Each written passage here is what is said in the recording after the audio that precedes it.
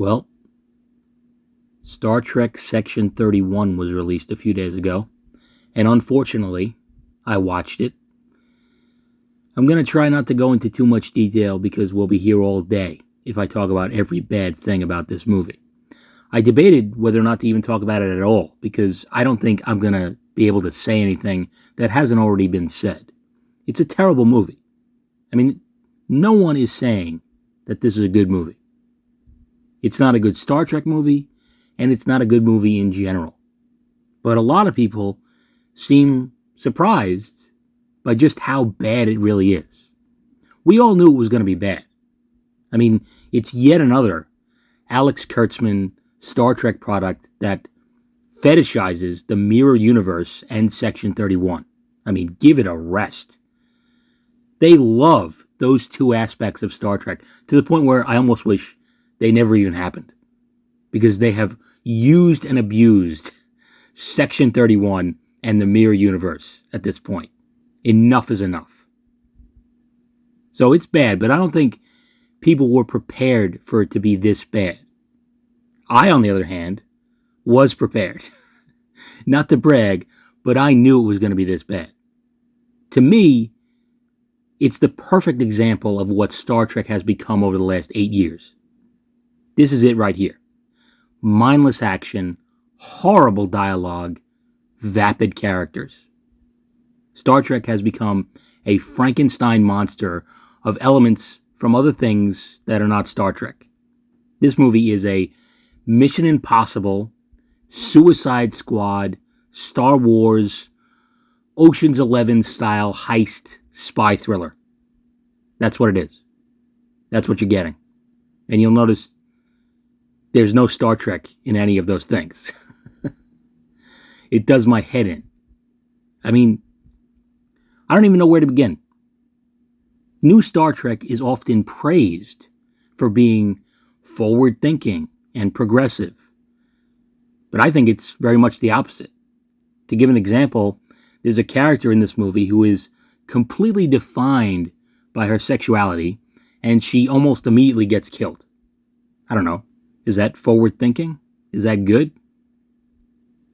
I mean, the protagonist of the movie is a genocidal dictator who, in any sane world, would be put on trial for war crimes, convicted, and sentenced to either life in prison or death.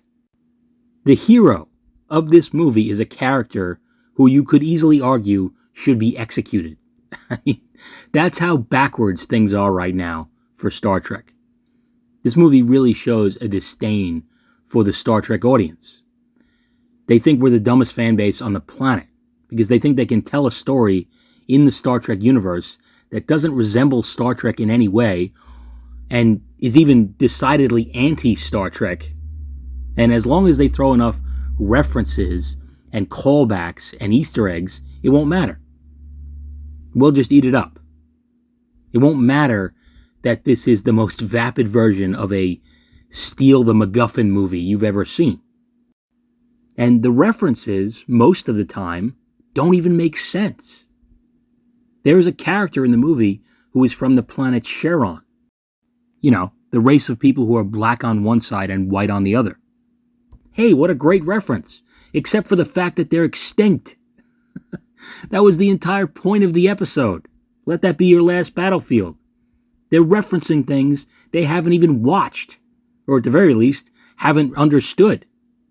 And to top it all off, he's a member of the oppressor class of the Charon species because he's white on the left side and black on the right, which is what Frank Gorshin was in the original series episode. Beale was his name, right? I mean, that's an inconsequential thing, but it's still enough to give me a headache. And you also get to see a young Philippa Georgiou in the Mirror universe, and it shows how she came to power. And how did she do it? Did she seize it somehow? Did she assassinate the previous emperor? No. She poisons her family, and they all die. And this is not a family that is like in the line of succession or anything. They're poor. And the Imperials show up and say, wow, that was awesome that you did that. You're our leader now. If you didn't know better, it would sound like I'm making this up, because why would a movie do that? And honestly, I have no idea when this movie is supposed to take place. Because Rachel Garrett is a character in the movie. Yeah, the captain of the Enterprise C. But Philippa Georgiou was introduced in Discovery, which, at least in the beginning, took place 10 years before the original series. So unless Philippa Georgiou is super old, which I think she is, I think there might be something in the movie that says that. But it's either that or Rachel Garrett is super old at the time of yesterday's Enterprise. So, I mean, I don't see how these two characters could possibly be interacting with each other, but they are. And maybe there's an explanation in Discovery that I might have missed too, because I haven't seen all of it, and frankly, I hope I never do.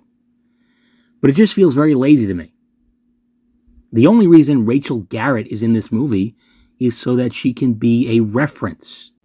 She's a walking, talking Easter egg. I mean, she bears no resemblance on any level to the character from yesterday's Enterprise. And there's also some fucking clown in a mech suit and a laughing robot Vulcan who is being controlled by a tiny alien inside of his head. Not unlike a Men in Black alien. I mean, this movie just rips off everything. It's just a mess. And we all love Michelle Yeoh. We all do. I've liked her since I saw her in Tomorrow Never Dies, which came out almost 30 years at this point. But some people seem to be claiming that this movie isn't that bad just because of Michelle Yeoh. But just because a great actor is in a movie doesn't mean the movie's great. I mean, Michael Caine is in Jaws 4. Donald Pleasance is in The Puma Man, or The Puma Man, as he puts it in the movie. I mean, Robert De Niro is in every movie that he's been in for the last 25 fucking years. One great actor does not a great movie make, is my point. And this movie doesn't even try to grapple with the morality of the lead character. We're just supposed to believe that Philippa Georgiou is on some kind of redemption arc, despite her entire history. The villain of the movie is a guy who was Georgiou's former lover, and because he couldn't bring himself to kill his family the same way she did, he ends up being physically mutilated by her, and he becomes her slave for the rest of his life. The movie wants us to believe that he's the bad guy. I mean, that's how ass backwards things are. And granted, he does do some bad things too. But I mean, you can certainly understand why, right? I just found the whole thing atrocious. And I knew it would be. I knew it would be the worst thing we've seen yet. But I feel somewhat vindicated because this is what new Star Trek has always been. Since 2017. Really since 2009, if I'm being honest. It's just references and Easter eggs that attempt to cover up the lack of a good story and character development. And there are people who attack modern Star Trek for ignorant and superficial reasons. You know, for instance, they don't like that a black female character is the lead on Discovery. It's a ridiculous reason to dislike a show or a movie. But I think because of that, there are a certain amount of Star Trek fans that feel obligated to like it. And I get it. But ultimately, that's not a reason to like a TV show. You don't have to like something just because there's a group of bigoted people out there that dislike it for totally different and invalid reasons. I have talked to a couple of Star Trek fans over the years who have basically admitted that they defend new Star Trek because there are either racist or sexist people out there bashing it. I mean, those people are stupid, and their criticisms should be dismissed. But that doesn't mean there aren't real criticisms to be had here. There were people who criticized Star Trek Voyager before it even aired because it had a female captain. That's all it took for them to criticize it. But that does not mean that there aren't legit flaws in Star Trek Voyager. It's a show that will always hold a special place in my heart. But the fan base is not afraid to point out its flaws. And we shouldn't be. And I think the same should be true of current Star Trek. And there's other groups of fans that are so blindly loyal to the Star Trek brand, it's actually sickening to me. There are fans who think that if it says Star Trek on the tin, then you have to accept that it's Star Trek. Which, in the case of Section 31 especially, is like pissing on your leg and telling you it's raining. Because this is not a Star Trek movie. Any way you slice it, it's not Star Trek. But because a greedy corporation that owns the rights to Star Trek says that it's Star Trek, it means we can't even discuss it. Argument over, it's Star Trek. You have to accept it. And I can't think of a more brain-dead, corporate, bootlicking mentality than that. Some asshole in a $1,500 suit snorting cocaine off his desk in a corner office somewhere in the bowels of Hollywood does not decide what Star Trek is. Fans decide what Star Trek is. It's the fans who brought Star Trek back from the dead time and time again. When the Les Moonveses of the world wanted nothing more than to bury it once and for all. I'm rambling. I realize that. But basically my point is that fan criticism shouldn't always be dismissed. Sometimes, sure. There are a lot of stupid fans out there with very superficial criticisms that may make you wonder how they even became Star Trek fans in the first place.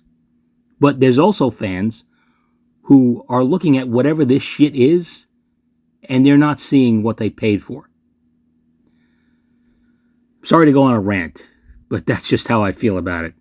Let me know what you think of this movie, and don't worry, I'm going to get back to your regularly scheduled programming very soon. The fun kind of programming. The kind that doesn't sound like a ranting, raving comic book nerd from The Simpsons. But that's all I've got for now. So until next time, take it easy.